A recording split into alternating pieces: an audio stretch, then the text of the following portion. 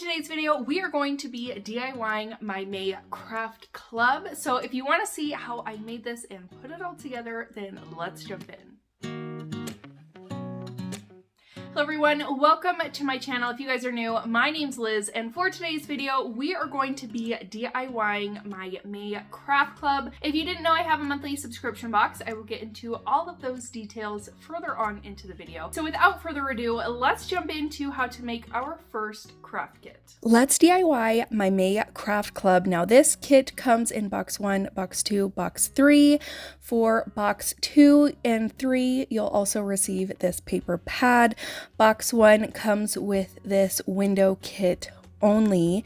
So with box and 2, you get a ton of scrapbook options to pair with your craft club kits and use in your wood DIY. So I'm going to show you all the pieces that it comes with right here, and I'm going to start by staining my window. This is the Dixie Belle, I believe it's called Up in Smoke Voodoo Stain. I'll leave it linked down below for you. And I'm going to stain the window with this as well as the sides, the bottom, and the front.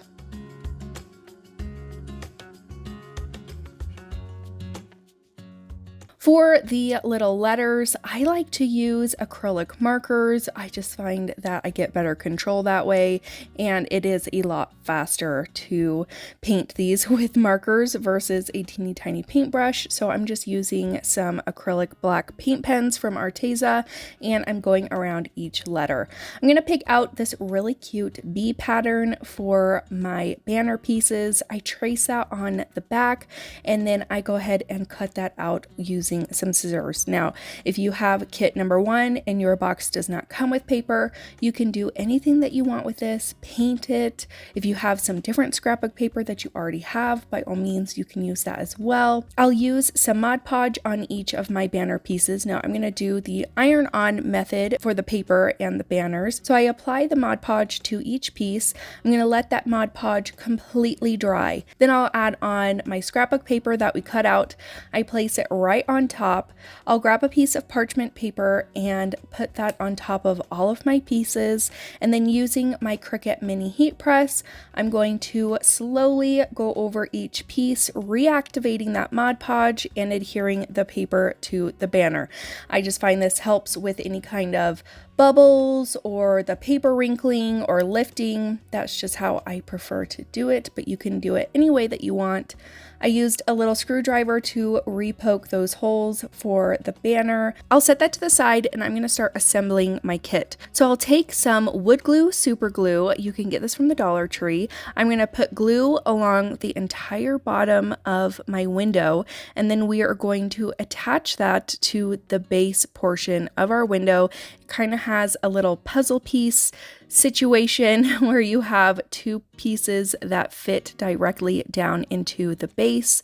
You'll wait for that to dry, and then I am going to put on my side pieces. Now, I would highly recommend staining both the front and the back of these side pieces since you are going to see them. Didn't, come to my mind until I was putting this together, and I realized I probably needed to stain the sides too. So I did that afterwards, but you are just going to add glue to the bottom and the side, and you will adhere that to the bottom base portion of your kit as well as the sides of the window. Once those are all dry, you can add some more glue to the fronts of your sides and the front of your base to put on the front portion of the crate of your window. Hopefully that all makes sense. It's kind of hard to explain, but watching it, hopefully you can figure out how to put it together. I will put some glue onto each letter, add it to my banner. Now, if you decided to paint your pieces, there are little engravings to help you line up your pieces exactly the way that they should be, so everything is nice and even. But if you have put on the paper onto your banner, just take as best guess as you can and try to get it as even as possible on each of your banner pieces. I'll start stringing through my banner pieces onto a piece of twine that comes with each kit. For this one, I decided to string on my banner and then tie a knot in between each banner piece. So I'll add the banner and then add a knot, add a banner, add a knot, and I will continue this until I get through the entire word. I liked that this kept things spaced out evenly and I didn't have those banner pieces moving around too much, and the knots kept them all in place. Plus, I thought that the knots were a fun added touch and look to the banner. Once those are all on there, I am going to put my banner onto my window and I'll tie it onto the sides. You can add this any way that you want, kind of in a half circle like I did, or you can just make it straight across. Really, however you want to do it is perfect. I also took some leftover twine and tied 2 really small bows just by tying them just like you would your shoelaces, and then I hot glued those to either end of my banner. And this is how this Hello window box kit looks. You can add anything that you want to into the crate. I thought little lemon slices would be really fun. Leave it up all year round and put seasonal decor in there as well. That I think would be really fun, but anything that you want to decorate your window with, you can.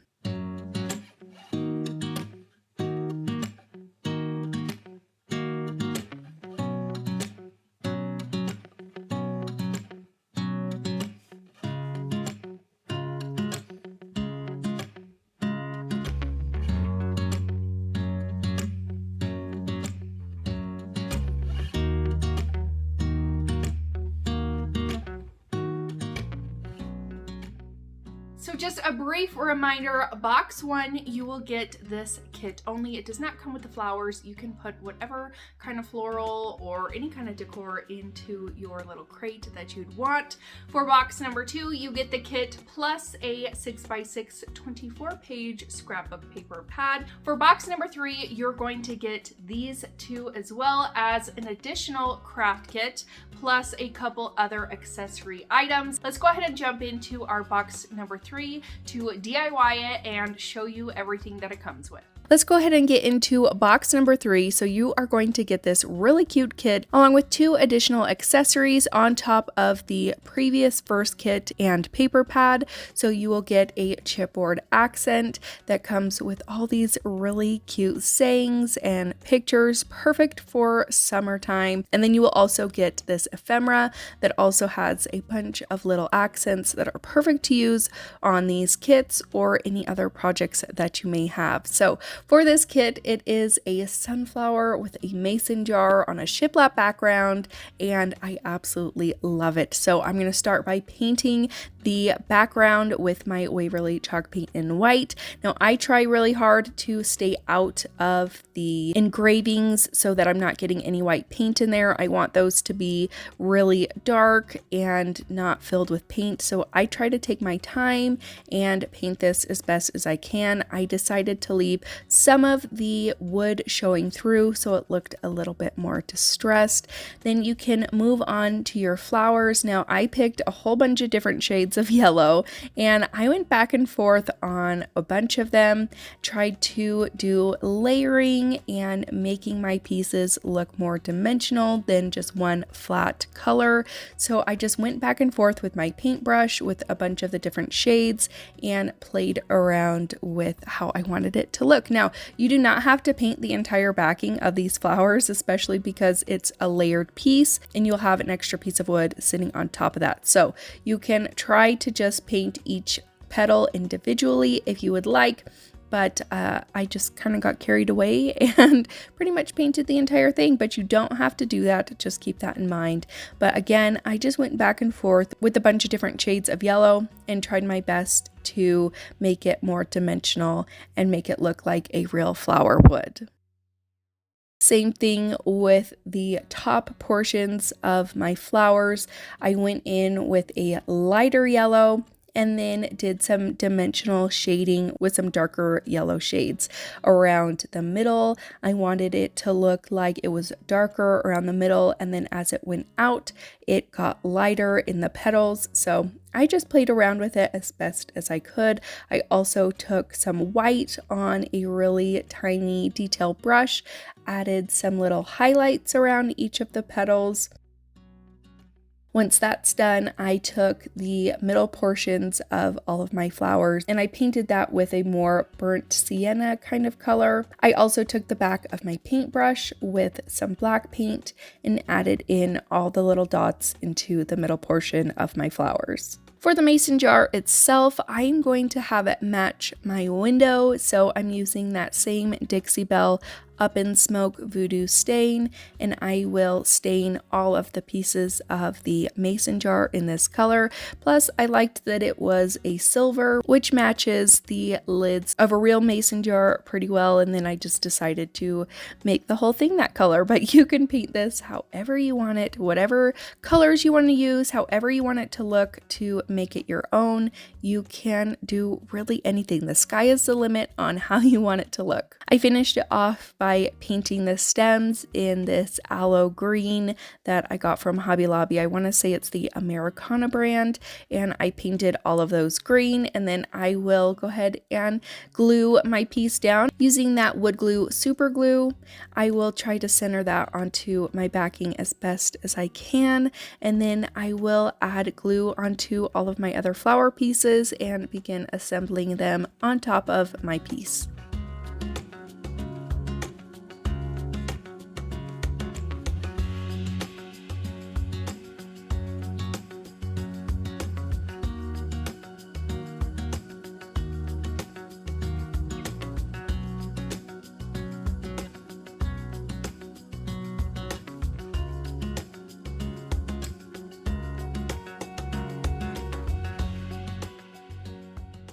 Now to give it a little extra touch, I'm going to go in with the ephemera that comes in your boxes this month.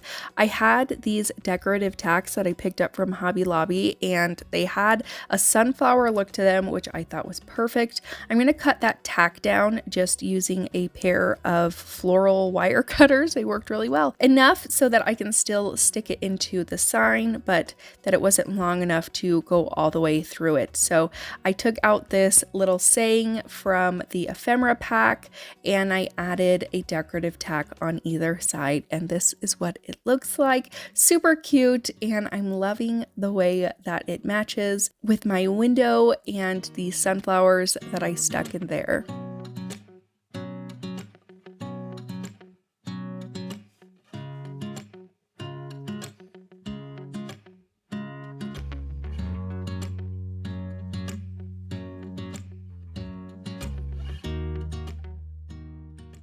So that is it for the tutorial on box 1 and 2 and box 3. I hope that this was helpful in teaching you how to assemble your kits. If you guys are not signed up for our monthly subscription box, I'll go ahead and leave the link down below so that you guys can sign up. And remember, every single month we do a giveaway with 2 winners. One for the month of everybody who was brand new and signed up in that month, and then one with a big pool of everybody. So keep an eye out on June 1st for those giveaway winners. I always go live and do a little drawing selecting those giveaway winners. I couldn't do this without you guys, and it's a thank you to everybody who is subscribed. It does mean the world. So again, if you aren't subscribed and you want to receive crafts sent straight to your door every single month, the link is down below. And that's all I got for you guys today. I hope that you enjoyed today's video. Don't forget to subscribe before you guys leave. We're almost to 100,000. It would mean the world to me if you liked it, shared it, commented on it so that we can get to 100,000